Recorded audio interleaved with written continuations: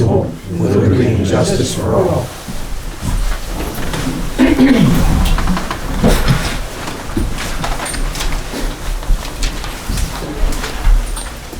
Public comment? Anybody?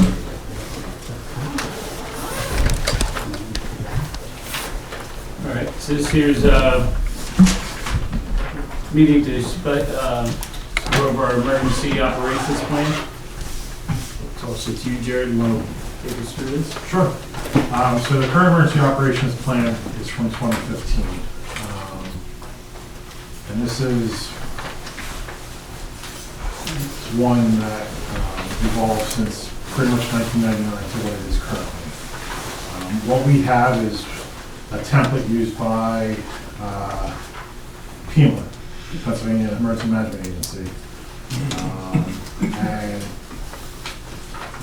went through it and compared the current version of the template that PEMA has out there right now, and the same thing.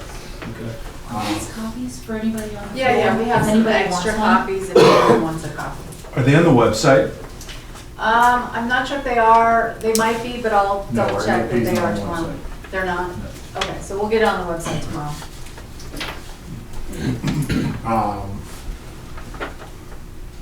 Actually, let me check with Ken on.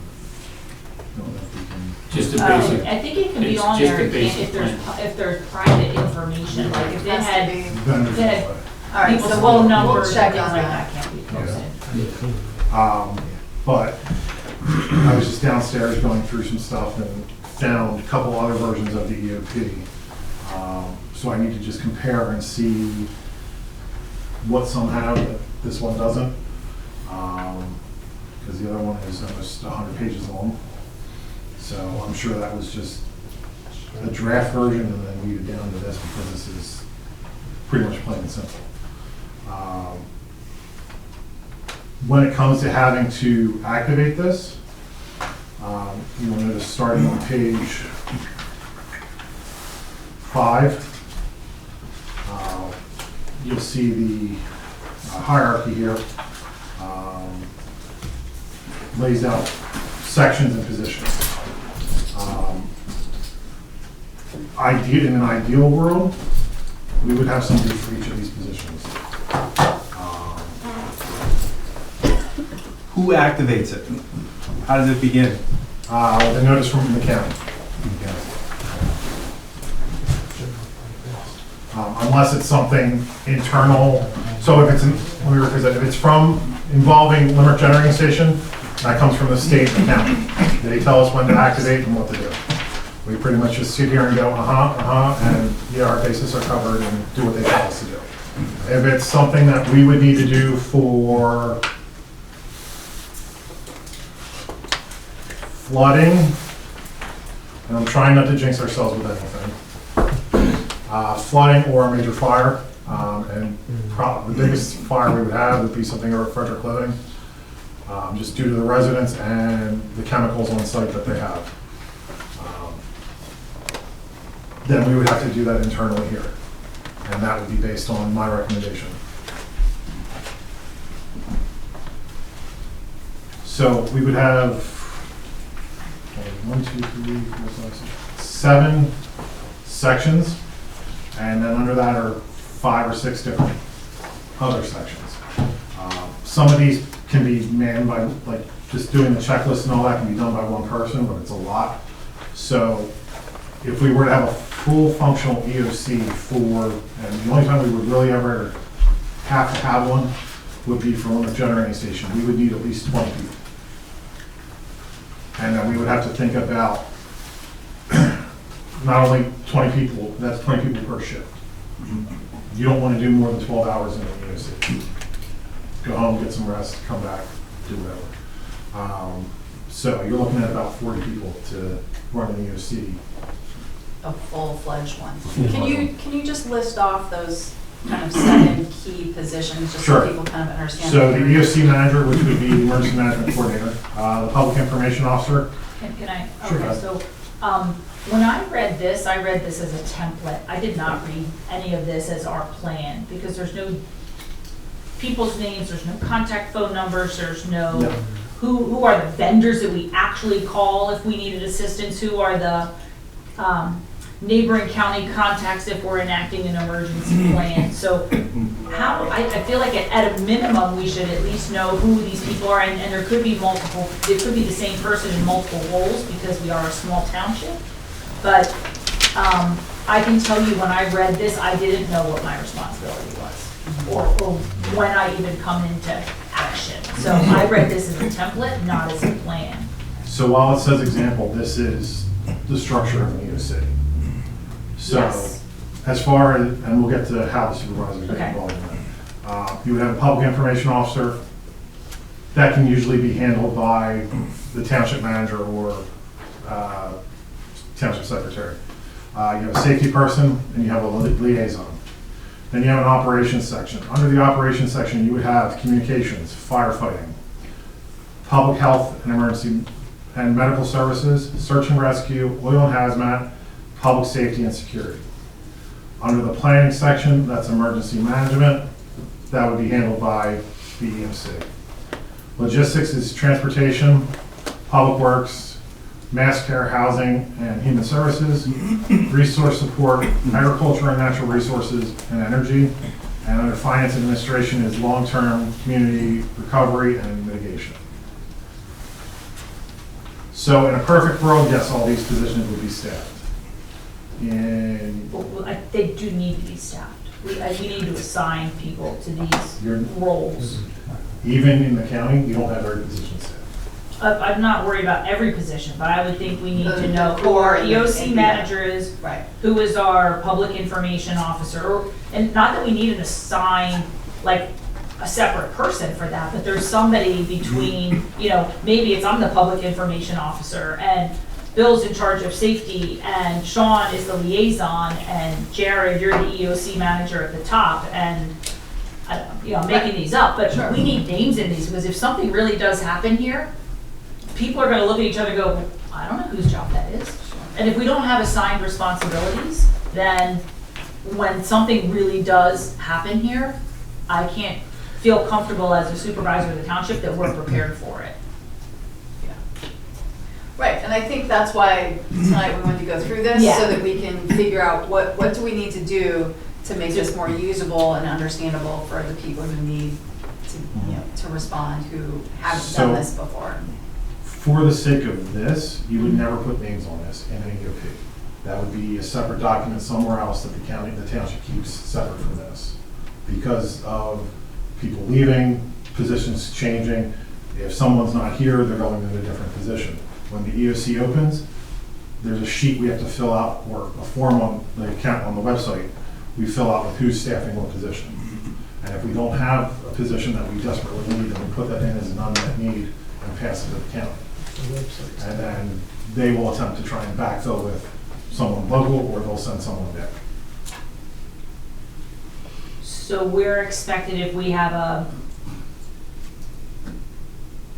Emergency. an emergency, I'm trying to think of, okay, let's just say evacuation from Limerick. I know you said the county and the state actually tell us what to do, but we know that there are people that are responsible for making sure the township's evacuated and following the right routes and So, what, like I don't, so in a So perfect who world, would that- yes, it would be the responsibility to make sure the township is evacuated.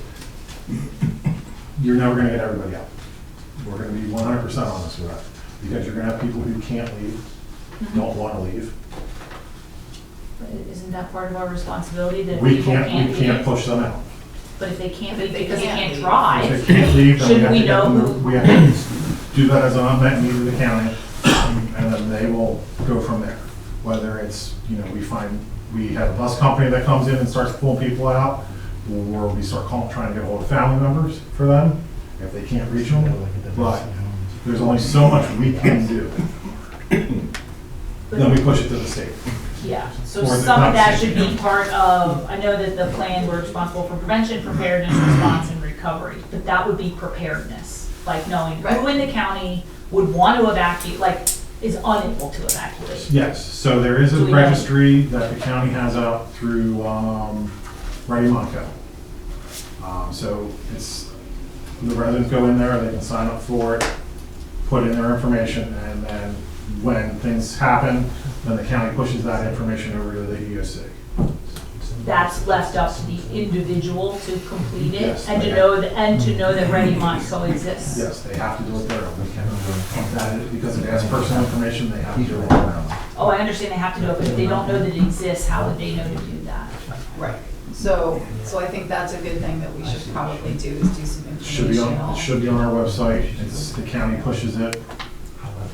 There's been, over the years, there's been, press pushes for it, so. But I think, Jared, it does make sense, you know, as Lisa's saying, like, if maybe we can do, you know, maybe it's a tabletop exercise or whatever we want to call it, where we take this, you know, this chart and we kind of, for the people we have available now, we figure out who's responsible for what under you, right? Like, if, you know, Lisa's good at a certain thing, we can have an internal chart that says, in case of an emergency, everybody comes here, and we kind of already know in advance, Lisa's gonna do this, Bill's gonna do this, I'm gonna do that, so that we're not spending, you know, the first hour or two trying to figure out who's doing what. I mean, even if we don't officially, you know, Correct. put those names in here, we can still have an internal document so that we're all familiar with what we should be doing and to assist you quickly so that you're not worrying about, you know, trying to. Everybody should be trained on everything, should have a familiarity, be familiar with everything. We've done this over the past a lot of years. And I like what you're saying, and we haven't had a ton of support. So, you're right. And there is, I'm gonna be very honest with you, there's a lot of training that goes into this, so it's, you know, that's why 90% of the time it's the fire company doing this. But when Yes. things hit the fan, they're not gonna be available. Drills, it's great that they're there, but when push comes to shove, they're out dealing with whatever else is going on. Absolutely. Well, and I Totally. think that's Yeah. why the training needs to happen for us. You know, even if it's manning phones here at the building Right. to tell people what to do, because they're gonna be calling and they're gonna wanna know, what should I do? Where should I go? Mhm. Right? And this might be the first place they call. And it might be that's the biggest thing we do, but we just need to like know that maybe that's what we're doing. If we have some type of a toxic spill on Perkiomenville Road that runs downhill and every house within a certain radius needs to be evacuated, do we have a way to get in touch with those people? Do we know, and I know we have like a text, you can sign up for text communication and calls, but I think we saw that, I think you put that in my book, the list of people signed up for is really small. So I think you For need to the, do. on the website, On the yeah, for website, the yeah. notifications, right, Um, yeah. that there is a push we need to do from a Yeah. township perspective to make sure that we have people on, So available as to far get as in that touch alarm's with people. concerned, Yeah. Have we moved off of the alert 911 or whatever that was, and everything's Yeah. fully over? So, we're with the county now, Mhm. but they only have, I think, contact information for Perk Crossing. And so that would be in the case of a water or sewer issue, the county will help us send out notifications. So I don't know that they have information much beyond that, because we didn't really have a whole lot ourselves. So I have a call with the county Friday, I believe, to talk about some of that. Okay. Just from, because they're making changes, apparently making some updates to it. So they reached out to me and I'm sure I'll do all of it. Okay. Is that the texting system or the phone system? What is that? That would be the Ready Monco system. So it should be able to send out alert, it sends out alerts. Via cell phone, right? Cell And phone, email or just? email and text, right? Yeah. That was the plan. I mean, I know when we had, the issue where I know down on Faust and Southford Station at Perkiomenville, we had a shelter in place because of Oh, the right, individual that was pulled over and then escaped or ran, something, yeah, right. ran in through the backyards. How do we get that? Like, is that the Yeah, alerts, so- is that the, so the county knew? The county, so they can do geographical pings of cell phones. They send a cell- just Oh, send so a they cell can say tower, zip and code or, They just base it off of, so they'll just technically draw a circle or whatever around that area. software and it says any cell phone in that area? Oh. That's good. Okay, so that's good to know then. Yeah. So that would be an effective way to let people know of Yes. specific emergencies without having them necessarily register. The preference is to have them register, Right. yes, because Mm-hmm. that, to do that type of notification requires it to go higher up the food chain in the county, and sometimes it requires the county commissioners to authorize that to go out. Okay, gotcha. All right, that's good to know.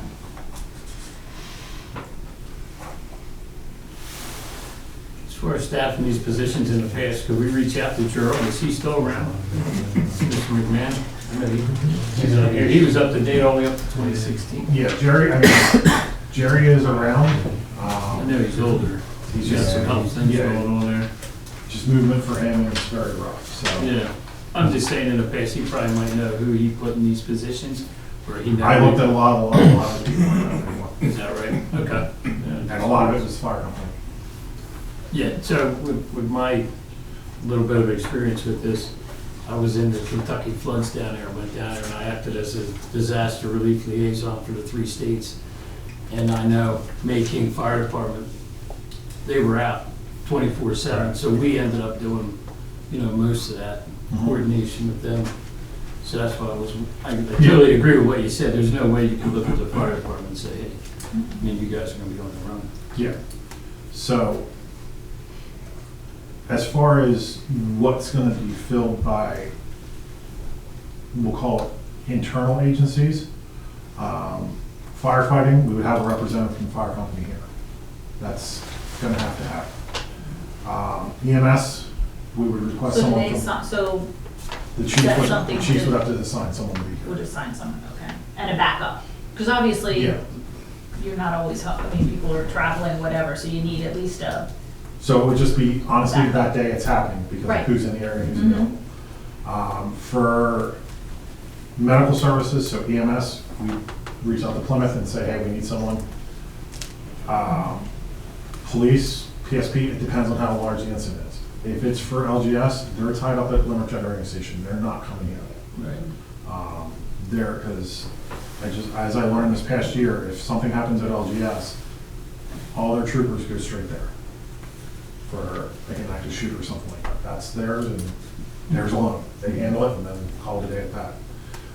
So, but there is some sort of plan that we enact for evacuating people. I think you mentioned that back at that meeting we attended in December. You said So there's if a it- plan, there's certain routes that people in the township are supposed to take to prevent traffic jams, good people trying yeah, to cross so traffic. we're where supposed to have everybody's head traffic the same control direction. points.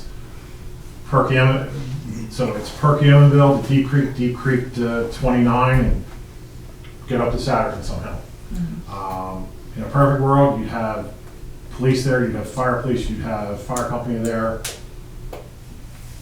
But if something big's happening, you're not gonna have any police presence there because they're all gonna be tied up. And fire police from other agencies are all gonna be tied up. So it's just making sure people know Perkiomenville to 29, Deep Creek to 29 and follow the rest of the traffic. Because it's gonna get bottlenecked, but you can only tell people to do so much, so they're gonna go whatever way they want. And wherever they want. Have we ever activated this before, Jeff? No, there has never been franchise activation. Did you have Right, to with, It came close with 2 Mile Island. Yeah, 2 Mile Island, we would, so we're within the 50-mile EPZ of that. is that 3 Mile Island? Three. Is that what you mean? 3, 3 Mile yeah. Island? Well, hell, they took half of it down. I knew we were being set up. 2 Tower. Yeah, 3 Mile Island, so we're within that and Peach Bottom, and we're within the EPZ of that. Peach Bottom comes close to touching the lower part of the township, but, 79. as far as having to fully enact an EOC here, no. It didn't trigger any type of flooding or, It did, but nothing we would have activated, nothing Yeah, okay. we could have activated for because because, that's the worst flood that we've had in. Right. everywhere around Hurricane Mode. So there was not, you know, we would have activated, it would have been people sitting here going, okay, tell people the roads are closed, well, they ain't going anywhere. Mhm. So the joy of social media now is people know where roads are closed. Takes half the fun But out there of was the no job. need to evacuate anybody. Maybe down along Fagley. Was anybody on Fagley's Now, what it building? was, I don't know whether it's an incident you're talking about, but it was a freeze, it was a flood freeze, I think. And he wanted the EOC open because of that. It was like a major rainstorm, then we're supposed to turn like super icy, but I don't think it ever happened. Okay. But we were here. But yeah, so you kind of just watch events, and sometimes the county will put out pages that says, hey, we have something big going on, you know, 3 townships away. We might start evacuating people. We might need you to do a limited activation, which is just pretty much, would be me and probably Tracy to begin with, and then we decide what we're gonna do. Because half the time it's just sitting here twiddling your thumbs, listening, going, that's not coming towards us, that's not affecting us. Yeah, we're gonna get an influx of traffic. Nothing we can do. It's not gonna be traffic lights, so we don't have to worry about that. So when, if we get traffic lights, we will? We'll have to update the So, plan. no, with traffic lights, the only thing you will want to make sure is we have the availability to do generator plugins. That way, if the power goes out, we can at least have them on and flashing, or, you know, doing their job at intersections that we need them to do to help mitigate the traffic flow in some areas.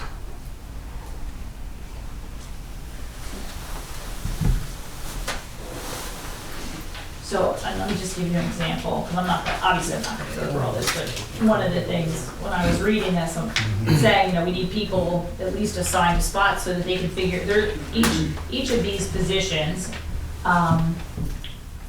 has a sub-list of things that you're responsible for. So if I say I am,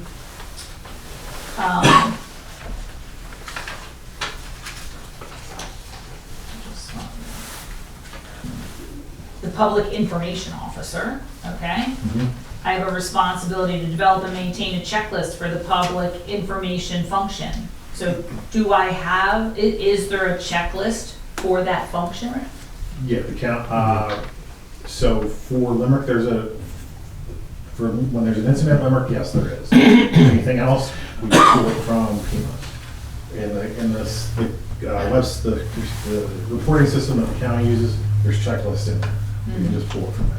Yeah, because I feel like if I, just me personally, if I was a public information officer, I would understand my 11 responsibilities, and make sure that I had that information. I wouldn't wait to understand what my checklist is to be under stress of trying to figure out what I have to do In the middle of an emergency. in the middle of an emergency and saying, what's my checklist? No, I'd actually probably keep at my house a paper version, because I can't always guarantee I can get online and look it up or get on my phone. I would have my responsibilities at home that I would know if an emergency was enacted, these are the things I need to be doing and taking care of. So Jared, does it make sense for us to take a look at FEMA's resources and